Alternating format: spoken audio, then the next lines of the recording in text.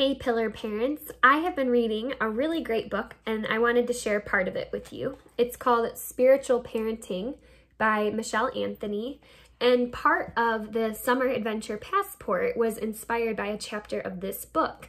The missional response with the question, what needs to be done, was an idea that Michelle raises in her book as a way to evoke a servant heart and a missional response to our everyday lives. So I felt that she explains the concept of what needs to be done best, and I figured I would just read to you a few paragraphs from her book. If you're interested in reading the whole chapter, just email me and I'd be happy to send you along a copy of it. All right, so this chapter is What Needs to Be Done from Spiritual Parenting. We begin by training our children that God has asked us, as His children, to be servants. We train them with this knowledge, and then we model it by calling it out every time we do it.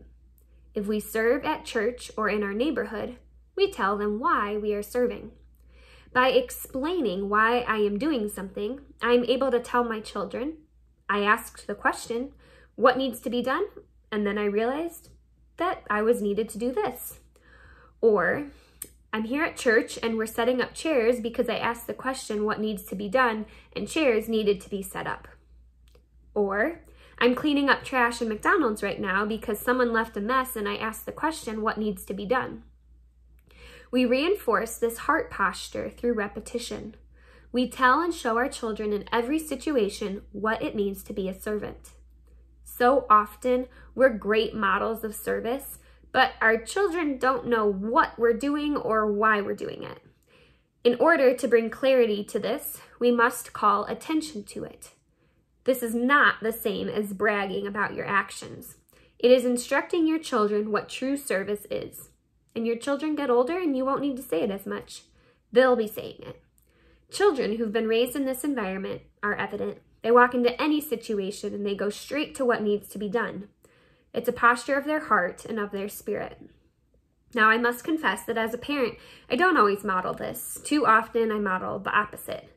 I enter a situation where something is needed, and I feel the urge to take care only of myself. I find myself rationalizing how busy I am, how tired I am, or how much I have already given of myself. I have the time, the energy, and the ability, but I just sit drinking my latte wondering why things aren't being done better. We first have to recognize our own bent and that we are not serving in the most basic of ways. When we do, we will better understand why it's hard to give this type of heart to our children. It's difficult, even impossible, to give away something we don't already have. In order to give this gift to our children, we must become servants, and then our children will see our faith in action. As we walk into situations, even this week, whether it's in our homes, our workplaces, our neighborhoods, our churches, our communities, wherever it is, we can start by asking ourselves, what needs to be done? As you do this, look around you.